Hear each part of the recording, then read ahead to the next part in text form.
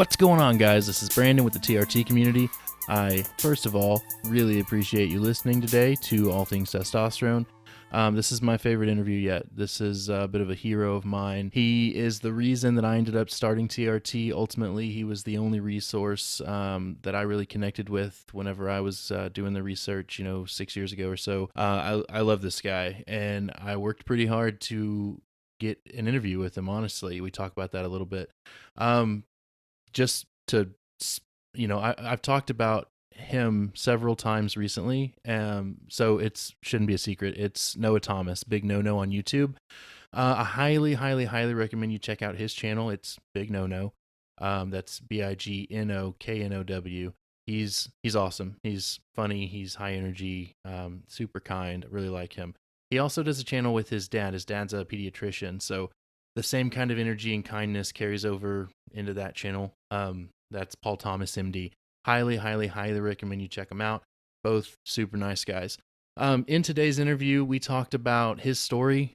His TRT story is really interesting. He, I don't want to spoil it, but his story, and then a Vivitrol injection that spiraled him into a depressive episode. We talked about Suboxone. We talked about how he had similar issues with his primary care physician, like I did, and like many of you guys do, with them not believing that his testosterone could be deficient at such a young age. He was 24, I think, whenever he started. We talked about managing protocol, manipulating protocols, that kind of thing. Is less more, is more more. We talked about dosing, 400 milligrams biweekly dosages. We talked about a little bit about diet. We talked about doing TRT with doctors that aren't educated, whether or not he has ever done HCG. That was actually one of the TRT community members asked that question. I asked him a bunch of questions about whether or not he would change anything if he could. We talked about his wife. We talked about vacations, whether or not he's cheated on his TRT regimen. We talked a little bit about his addiction. So, super interesting topic. I really enjoyed it. I really hope to get to talk to him again. I think he liked me. I think we'll chat again. So anyway, let's jump into the interview. Before that, if you like the show, go ahead and subscribe and rate it, review it. Those are the types of things that really, really help us. If you're on YouTube, hit that subscribe and hit that little bell icon so that you can keep seeing my beautiful face. And join the TRT community. We're on Facebook, facebook.com/groups/TRT community. Pretty cool collection of guys, 14,000 or so, I think, at this point, that are on TRT, considering TRT, that are just passing around good information and bouncing ideas off each other. Anyway, here is the interview. Noah Thomas, thanks for being here with me today. Oh, Brandon, it's my pleasure. I'm glad you finally tracked me down. So, for those that don't know you, introduce yourself. Tell us a little bit about your story and why you started TRT at such a young age. Yeah, absolutely. Well, my name is Noah Thomas. Online, I'm known as Bignoknow. And in 2011, I had a really big mental breakdown as a result of a paradoxical reaction, they call it, to a medication known as Vivitrol. So I was battling addiction issues, and I was offered a medication that was supposed to help me with cravings. And I tried that medication, but I had a rare red tag reaction to it. Within about an hour or two, I started to feel confused, dazed, visual issues, stuff like that. Within 3 days, I had my first panic attack of my life, went into a major, dangerous depressive episode shortly thereafter. I was 25 years old, couldn't work, had to move in with my parents. I lost about 30 pounds in the first 30 days after that reaction. Fell into a condition known as depersonalization, derealization, panic disorder, clinical depression, suicidal depression, black tar, stuff like that. Real bad. The sort of mental health problems that I sincerely didn't believe existed in the world. And no one could have convinced me otherwise had I not experienced it myself. And more specifically to your question, fast forward about a year in that state, again, living back home with my parents, sleeping in a bed next to their bed. They had tried me at that point on psych medications, everyone you could possibly think of, mismatches, cocktails, antipsychotics, off label. They even actually, I don't think I've ever talked about this, but they put me on Suboxone for a few days to see if this was an addiction and specialist put me on this for a few days, thinking it might wake up some of my receptors in my brain that had been dulled or hurt from the medication, which is crazy. I forgot all about that. But to get back to your question, a year and a few months into a treatment-resistant depression with all the things I mentioned, I was watching like an infomercial late at night at my parents' house. It said, men in your 40s, are you experiencing a loss in vitality, cognitive function, sexual pleasure, stuff like that? Even though I was experiencing all those things, I don't think I was the target demographic, but I took that information to my general practitioner and said, is there any chance I have low testosterone? And he quickly said no. He's like, you're 26 years old. I understand you've been depressed for about a year, but that can't be it. Long story long, I got a blood draw and it revealed that I was really, really low. And he didn't buy that. So he had me do 2 or 3 other blood draws at different times of the day based on other factors, when I was eating, how much sleep I'd gotten, things like that. And they all came back the same, extremely low. And boom, started my testosterone replacement therapy journey. Did you start with that PCP? I did. I started with him, and truthfully, he didn't have a lot of experience with testosterone replacement therapy. Certainly no one my age. My blood draw was, the lowest one was 150 nanograms per deciliter for my total, and I think my free was like 3 or 4. So it was real low. So Yeah. he just started me with what he knew, which was very, very little. I mean, Yeah. knowing what I know now, which isn't anything super extensive, he over medicated me pretty extensively when I first started. But Really? Yeah, that's a really common story, at least in our TRT community, that guys go to their PCP and their PCP says, no, you're not low. Me and myself, he said, look at your beard. There's no way that your testosterone's low. right, So exactly. yeah, Yeah. that's kind of why we exist, because that story. It didn't seem to take you years to get dialed in, but a lot of guys never get there, and then they end up discontinuing treatment because their PCP just kind of screwed them up. Right. And you know what, using that word dialed in, that's a great word.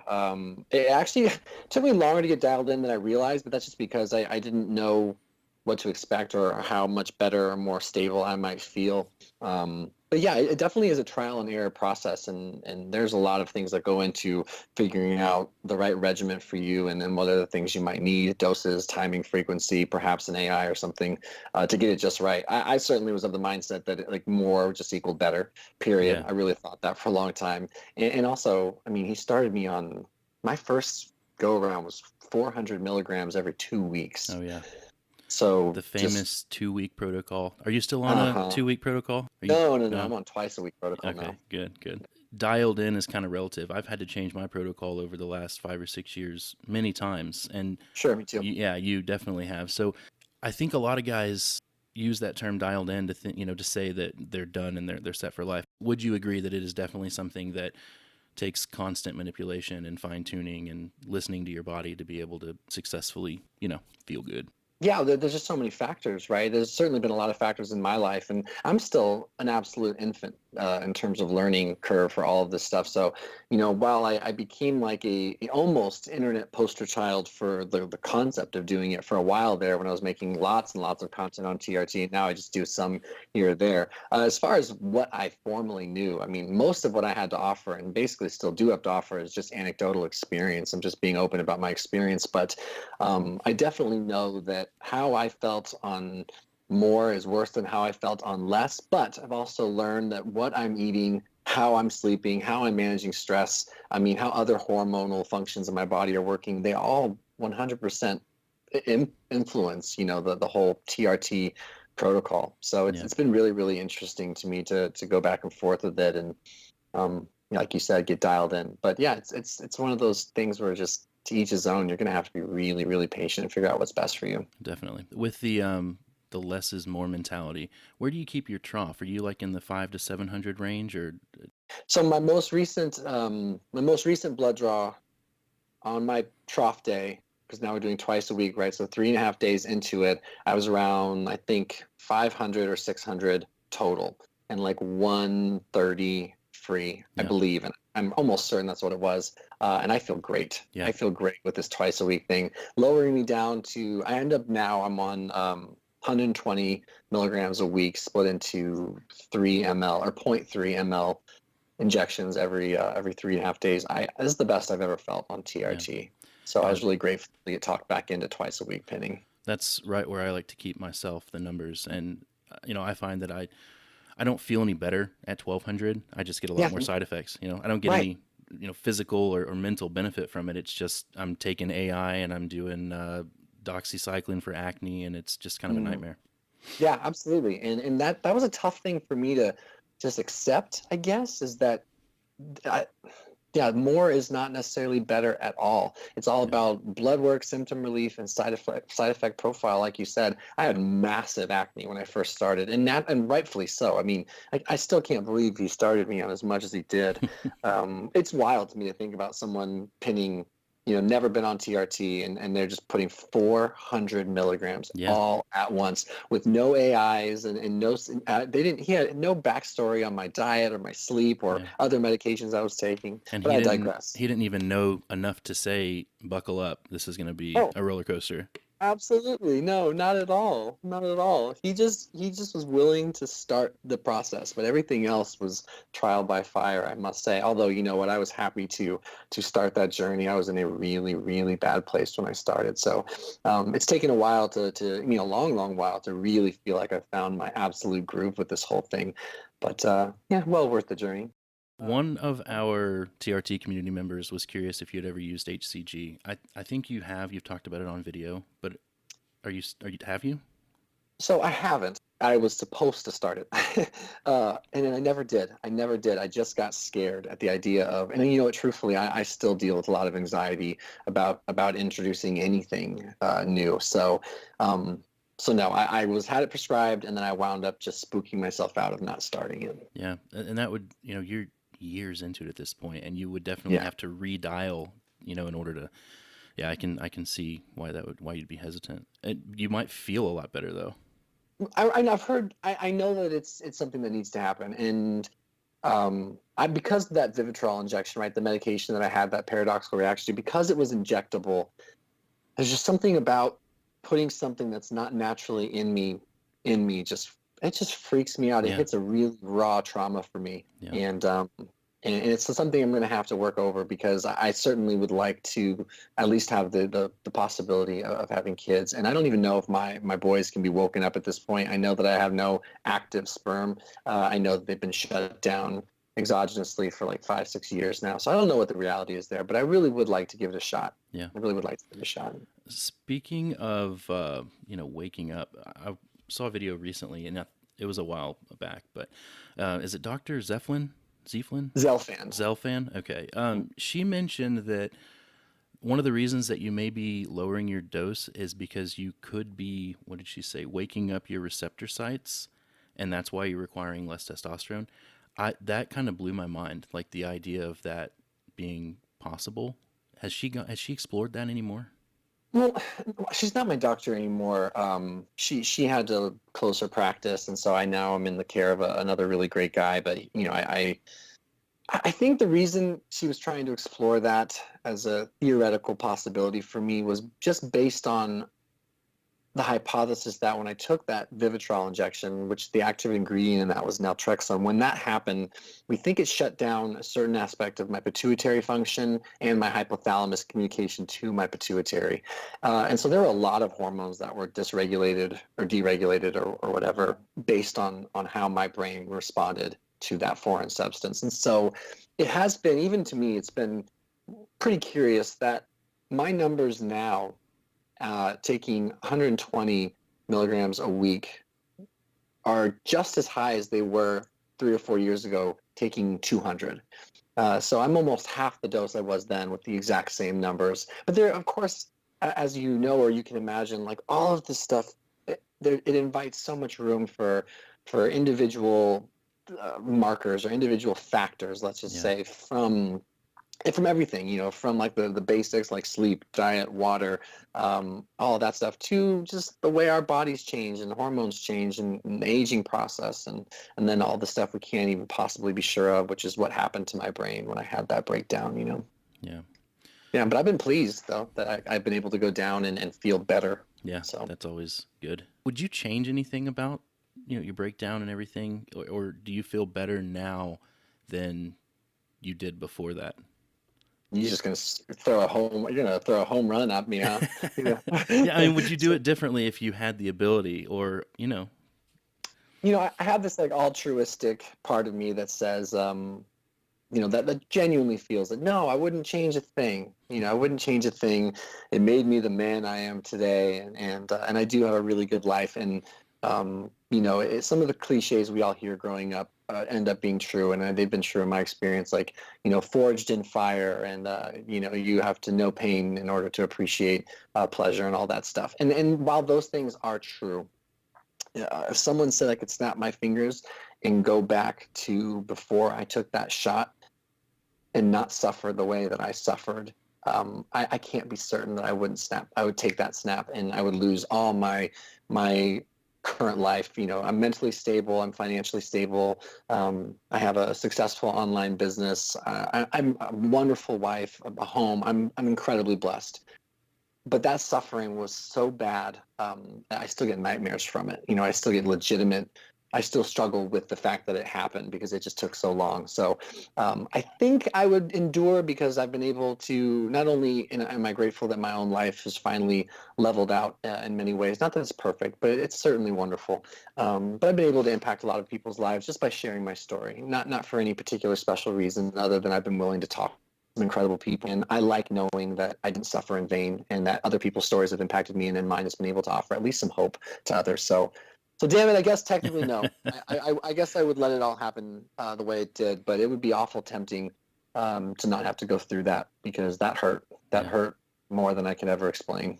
not even being you, obviously, I can't imagine what your life would look like, without the businesses, the YouTube, the community that you've built. I mean, I feel a really strong personal connection to you because of the Mm. vulnerability that you've expressed over the years. And, like, I think I said this before we were recording, but you were the first and really only person that I found and connected with that helped me decide to start TRT. So I can't imagine what would have happened to me had you had the ability to go back and not take the injection and avoid all of this. Wow, yeah, that's powerful, and I appreciate that. And yeah, now look at all the people you're helping. Stem from your own experiences. So it's all pretty cool how that works. It's just I don't know your story particularly well, but I'd love to learn about it. But I'm sure you have your own suffering to tell, and no one does that part for you. Yeah. So being on the other side of it, even to an extent, is a beautiful thing. But yeah, but the part in between it's bad. It's hard. My story is not nearly as interesting or profound as yours. I'm just the typical woke up and was fatigued and mental and brain fog and lost ambition. And, I mean, it's not nearly as impactful. Nah, And it's all relative. It's all yeah, relative. yeah. But if we were a multi-level marketing company, I would be your downline for sure. Like, Hey, a lot of you're paying it guys, forward right now, right? I get to be on here, which is cool. a lot of guys in our community know you and followed you. So I do really appreciate you talking to me. And I haven't heard you or seen you interviewed anywhere else. Do you do this often or ever? I've done 3 or 4 of these, but not terribly often. And a lot of it, and you can be blunt about this, but a lot of it has nothing to do with people not reaching out and trying.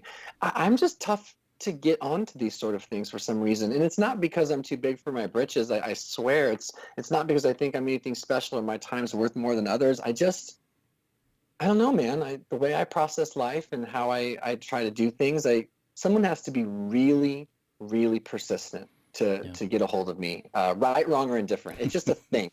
It's I just a thing. And you were persistent. And then once someone's persistent enough, I sort of take a peek a little harder, and then I can be brought into these sort of things. But Yeah, I guess I'm just a pain in the ass in that way. I don't know what to say. So my wife struggles with depression and also addiction. So maybe that's why I've feel so connected to you. But do you think that persistence is necessary because of depression, or is it just another way that you function in a more positive way? What do you mean by that exactly?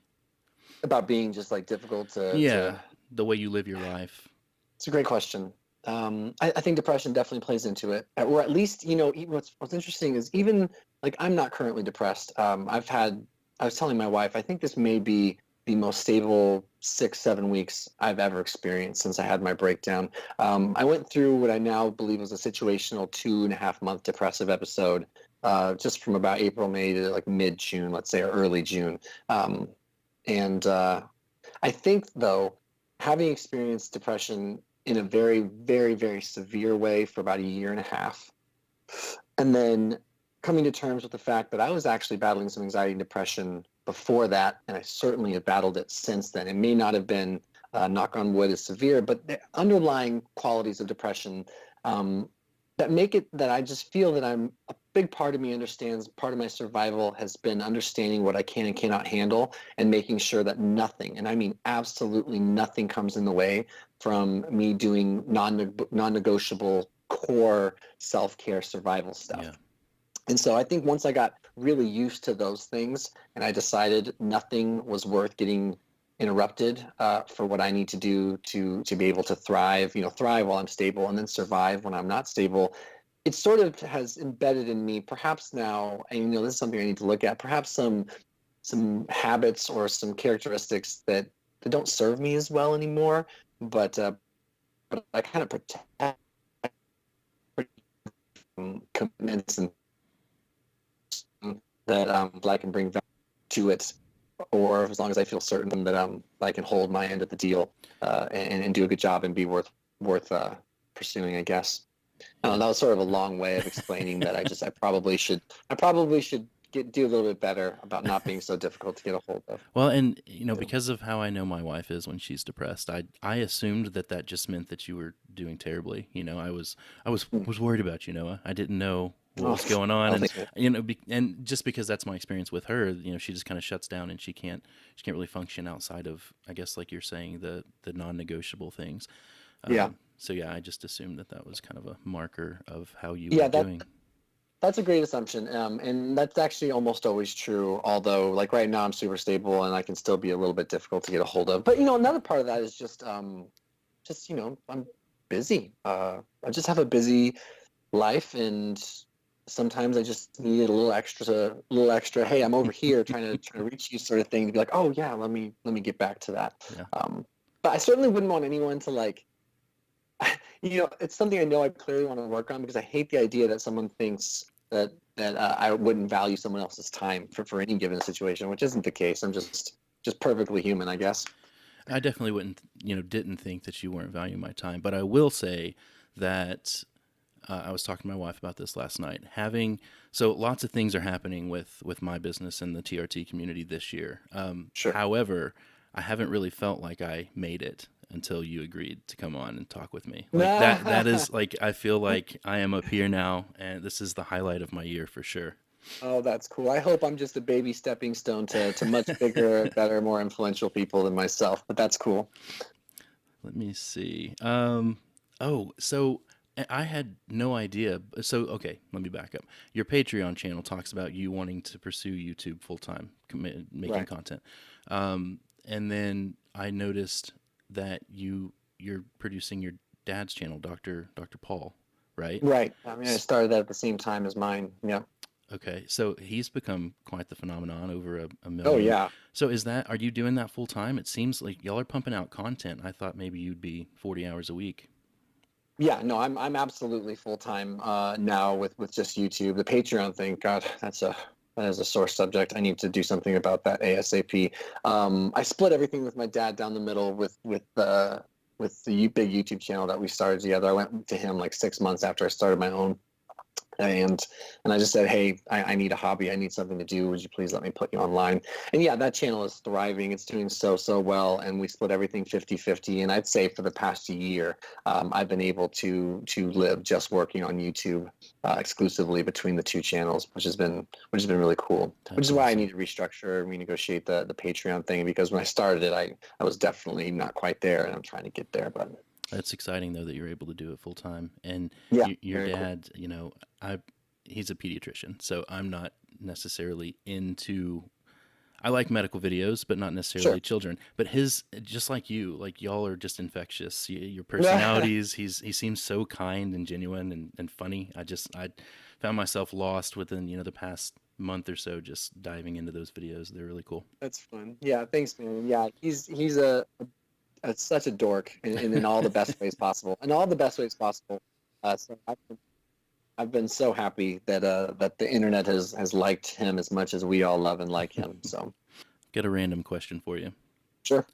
How's your wife after the dog attack? She's doing much better. She's doing much better. She went through a full treatment. So yeah, so she was attacked by a dog working as an independent contractor through WAG. It was a really brutal attack. I made a couple YouTube videos about it just because I didn't know what else to do. That's just sort of my knee-jerk reaction now to anything. And yeah, she suffered some deep puncture wounds, and beyond that, some mental and emotional trauma. She'd never been injured before, so she's definitely starting to do better. As much as am just akin to open up and communicate and share, because I want help, and I'm open to help, and I'm scared to not get it. My wife's the opposite. She has to be in quite a bit of pain to be able to express herself and talk about how she's feeling. So it's been cool to see her open up and be more vulnerable since that whole thing happened. But yeah, she's doing better. I mean, time tends to heal, and Sure. time plus action, almost exclusively heals. So she's doing better. Thanks for asking. Did WAG ever take any action? I know when it first happened, they were basically just saying sorry about your bad luck. But did anything ever happen? So we are what do you call it? We are pursuing legal routes, in which I can't Sure. disclose I at get it. this I get it. time. But Okay. we do have legal representation that is helping us to try to come to some sort of closure with that, or create some sort of settlement or whatever. Yeah. But I can't express the details other than Sure. we're trying. But yeah. I'll take that. I'm just happy that somebody is going to do something, And I think in one of your videos you said that they weren't even going to remove the dog from their program. Yeah, they hadn't at that time. Yeah, they were going to leave it up to the owner's discretion, because they couldn't verify whose fault it all was and all that stuff. That's So crazy. it was a troubling random experience. What do you mean whose fault? It's a dog. It Yeah, attacked a person. yeah, I know. Yeah, know, it was yeah, it was a thing. And you know what? Speaking to like having an online platform, because of that, we've raised not a ton of awareness, but I'm not allowed to make any more videos about it right now. So, but we a few 100,000 views of people that at least can be more careful, and that's the power of social media anyway, right? Is just to be able to share, and hopefully you say something that gets to the right person. Sure. So Another random question for you. please. On your recent trip to Pike Place, did you visit the fish market? Oh yeah, dude, I'm such a cliche tourist sort of person when I go anywhere. I absolutely went to Pike's Place, and I wanted to see them throw the fish, and I just wanted to be right in the fray. So yeah, I went, and I'm a sort of Jesse might be more interested in like nuanced things in big cities. I'm like, take me to where everyone is. Like I don't want to miss something that everyone's already done. Yeah, So yeah. Was so I that went, and it was fun. I had never heard of that before, and I didn't know if they were still doing it or not. But some in my day job, they came to us and they're like, "Hey, leadership, we want you to watch this video." And it was the guys throwing the fish, and it was about how Yeah, they have, how can we implement these types of, not literally throwing the fish, but figuratively throwing the yeah, fish in our, 9 to 5. And I thought it was really cool. And then I heard yeah. later that the owner sold the company to all of the employees or something, that now Oh, the cool. employees own it. Yeah. So that kind of stuck with me. And then when I saw that you had gone, I was like, I have to ask if he went there. Absolutely. Oh yeah. I'm not big. I'm not above anything like that. I just wanted this. I mean, I saw it in movies growing up, you know. So, the energy. I mean, like I'm an energy person, and the energy in that, like in Pike's Place, Fish Market, is just so it's infectious. It's just really, really fun. Yeah. So it's fun to be around people so excited to see something, I guess. Got one more question. This is going to be a tough one.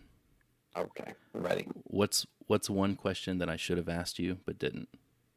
I mean, I suppose for the sake of entertainment for your listeners, um, I suppose you could have brought up, um, however, like, have I ever cheated on my TRT regimen? Have I ever lied about any of my protocols online? What's going on with me and addiction? I mean, I was trying to think of what, if I were a listener, like, what the hell would I want to hear? That'd Yeah. be like, I can't believe you asked me that. Here's the Maybe something problem. like that. Knowing, following you for so long, I can have this run 6 hours. So, I wanted to get in and kind of introduce those that don't know you to you, and then my hope is that we get to talk again in the future so that we can Yeah, I'd fill like that that. 6 hour quota. Yeah, But yeah, answer those. Have you ever cheated on your TRT regimen? absolutely. Yeah, Okay, like absolutely. to make gains. Yes, absolutely. Well, see, cheated. It's fun. I've never taken. I've been slow to shift down. How about that? So one of the things that was really tough about having low testosterone, as soon as the mental health showed even a flickering of improvement, one of the things that was really hard about having low T, as any guy with low T would know or will find out, hopefully if they go get blood work and at least find out how they're doing hormonally speaking, is that you've got no energy, no vitality, and then your body just does not respond to exercise. So I grew up working out and being a part of team sports my whole life. I wrestled, I played rugby, I ran track, I did basketball. I just got to enjoy. Grew up in the team sport culture, and I wrestled and I did rugby and I played basketball and I sprinted. I just had a lot of fun with that, and I knew what it was like to have your body respond to fitness and training, and it's very energy provoking. It makes you feel good about yourself or whatever. And then I got low T, right, and I couldn't do anything. I could barely get out of bed. I was flaccid, right? I had like no erectile function. I didn't matter if I worked out or not. I had a soft adipose, I just had soft tissue all over. I couldn't get my body to respond to training because I had no energy. I had no testosterone. I just had none of that. So when I first got on the TRT, it was definitely 100% from the bottom of my heart for mental health problems. And I'll always make sure people understand that, because I think when you go in for any other reason, it's a slippery slope. But I'd be lying if I said it didn't feel good to finally be able to build some muscle and burn some fat and feel strong again and all those things. And so the first time they lowered me, the very, very first time, they were like, "Hey man, your blood work, it's now too high. It once wasn't, but it now is. We have to lower you." When I say I cheated on my dose, I'll say that it probably took me a month or 2 months to finally listen to my doctor and go down, Yeah. but I was supposed to have gone down a month or two before. So I never took more. I just struggled to take less for a while. But then every time I finally just surrendered to the process, remembered what I was doing, why I was doing it, what was really important or whatever, I felt better. I always Yeah. felt better. And would sort of reinforce the behavior to be like, hey, do what's best and let everything else fall where it's supposed to. You know, but you ended up, I built like an online persona, like I'm big no. I don't want to look like little no or something. Childish stuff, truly. Juvenile thinking. But I have struggled to lower my dose when I was told to. Yeah. And then eventually I always do. But you never saved it up and then blasted, for any amount of No, time. now that I've never done, and the reason I never did that's not because I wasn't curious, but I was too afraid of what might happen mentally Yeah. to me if I did stuff like that, and that's always been the number one priority. My behavior might not reflect it on like a case by case basis, but as an aggregate of everything, I just, like many of us who are not doing well, I just don't want to hurt. I don't want to be in pain anymore, so to speak. And so I had too much anxiety and fear of like, if I did save up and ran like a gram or something like that a week or whatever, like I've read up on what cycles people are doing, what might that do to my brain? Could I have a paradoxical reaction or something? Yeah. So no, never did that. But I've always wondered what it would be like. You mentioned Vivid. Is it Vivitrol? Was that the injection that started it all for you? Yeah, Vivitrol is like the company brand name. The active ingredient's naltrexone. Is that's the opiate thing, right? It is. Okay. Yeah, but off-label, it's for alcoholics as well. Okay.